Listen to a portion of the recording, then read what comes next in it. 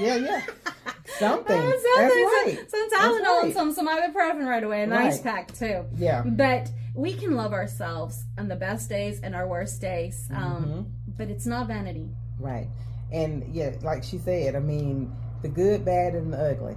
You know, we have to love Don't aim for ourselves. perfection. We have to love all of us. And I like to say, we have to love us. And for some reason, you know, some women feel like, you know, they don't put themselves at the top of that list. They don't feel like, you know, they're important enough to take care of themselves first, because it's, I got to take care of my husband, I got to take care of my kids, I got to take care of the pet and everything else.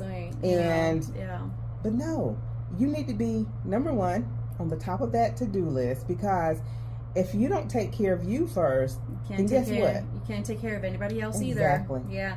It's like when they tell you in the plane, you've got to put that oxygen mask on yourself first before you can ever even attend to anyone else. Now, one of the things also is that, you know, one of the reasons, I should say, that I started my company is because I've always been a nurturer growing up. I raised my brother and sister. I helped my mom a lot. And, you know, and I have 2 children of my own. But I'm always such a giver all the time. Such a nurturer, such a giver to everybody else. And I'm like, at some point I had to realize I should love myself as much as I love other people. Right?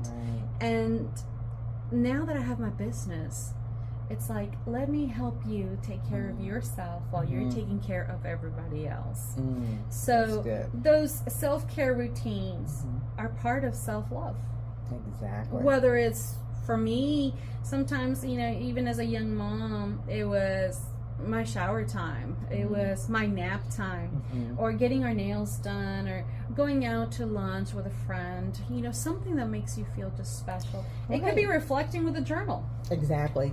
And you know, a lot of people think, you know, when we talk about self-care, a lot of women may think, like I know I did before I really kind of started, you know, digging into self-love and really wanting to help women.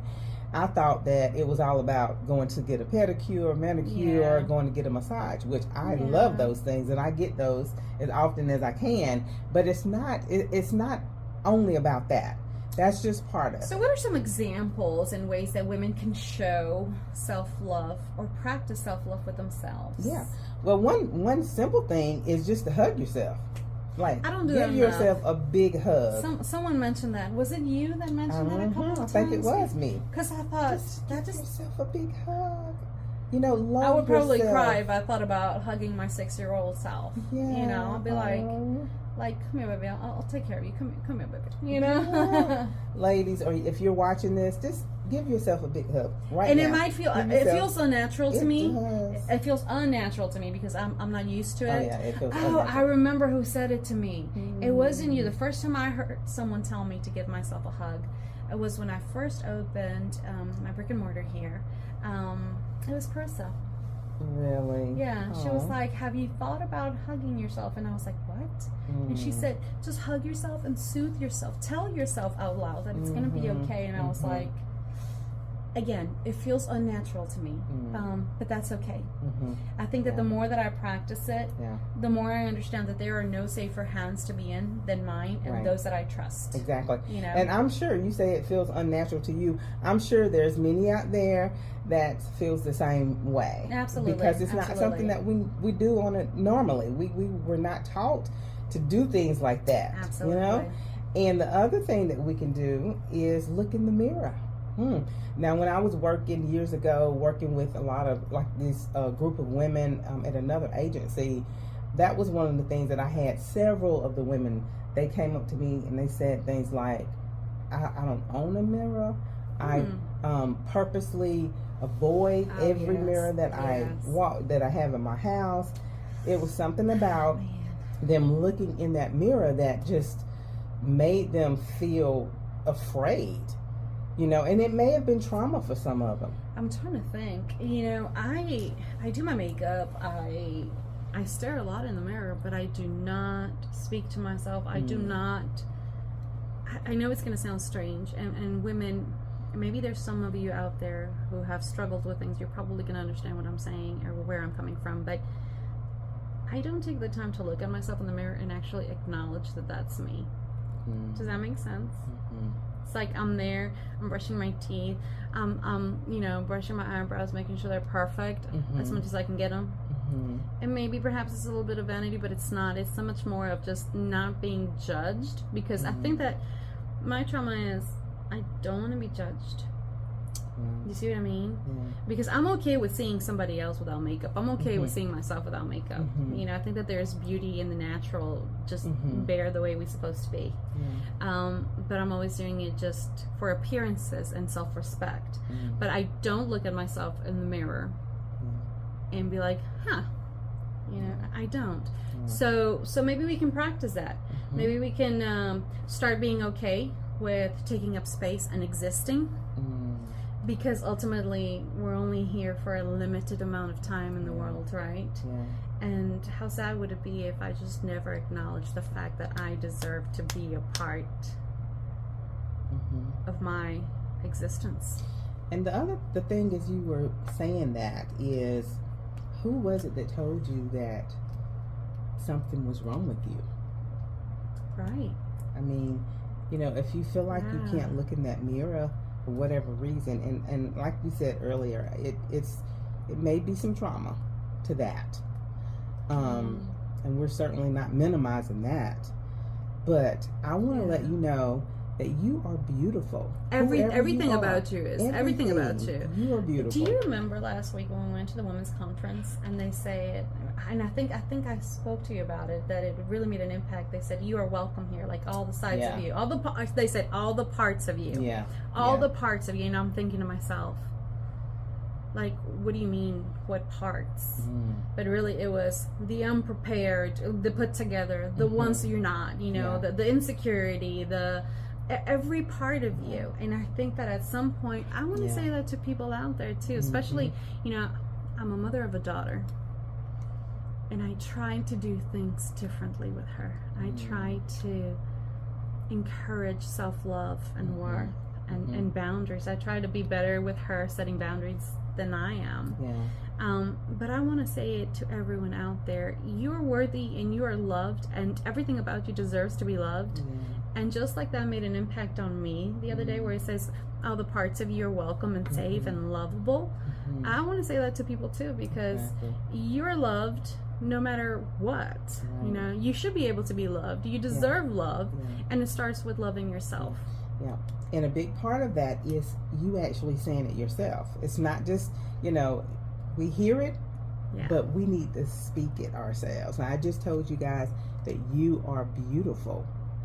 And even though we can't see you, I believe that you are. I remember hearing something like that when I was younger. You're beautiful. I love you. And I'd be like, well, you don't even know what I look like.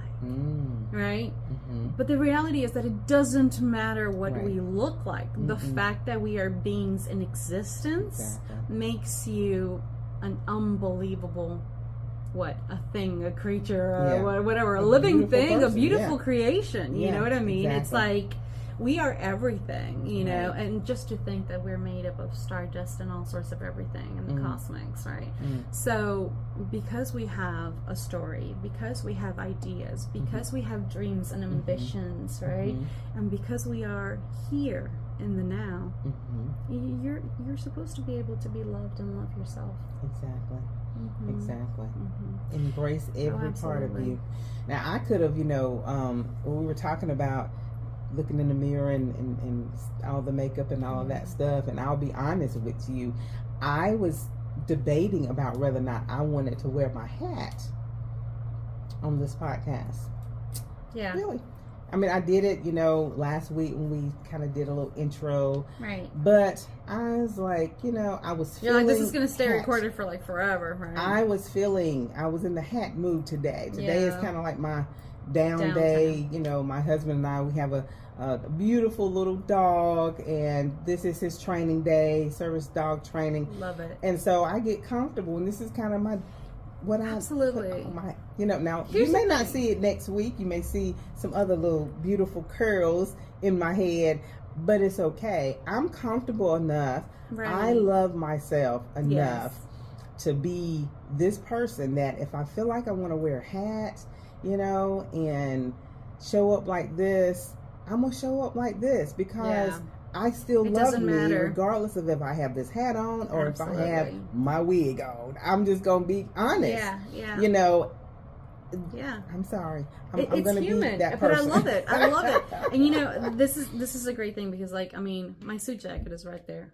And I rather wear this because I'm comfortable. I can put my hair up. I can leave it down. You know, it doesn't matter. Yeah. When was it? Yesterday we were having a business meeting and I had my suit on.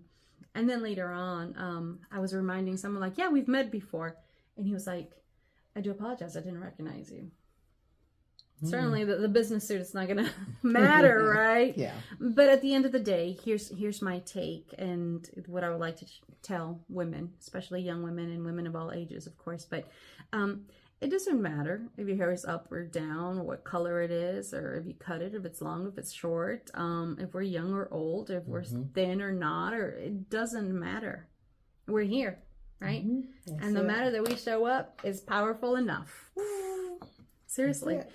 Because that's all that matters. Right. And today really was just a focus on making sure that we got this message out. Now we have professional friends that do podcasting professionally, and they were like, if y'all need anything, that's okay. That's okay, because I can take that phone and turn it into a selfie and just be talking, because it's more important for us to actually get the message out than to look good or put a filter on, because I'm really good at filters. I will throw on a filter on that thing. You will not. Maybe that's why they didn't recognize me. No, I'm just kidding. But yeah, so at the end of the day, you know, Tracy and I will show up regardless of whether our makeup is done, our hair is done, or anything, because it doesn't matter. Right. I think that we have a very good message to be able to share and spread the love and the self-love, I should say. That's it. Right? That's it. So, so what about this? We want you to work on this. Hugging yourself. How about that? Simple. Work on just hugging yourself this week until we see you again. Oh, that'd be so good. That'd be really, really good. And remember 2 things. Self-love is not being selfish, right? And you don't need to be perfect to actually be able to feel worthy of being loved. Wow. So it starts with you. Okay? That's right. Thank you so much, Tracy. I appreciate it. Thank you very much for your vulnerability. Absolutely. I love it. Love it. Maybe someday it'll come back to tell me, well, she said. I'm just kidding. You guys have a good one. Yes. We'll see you next time. All Bye. right. Bye-bye.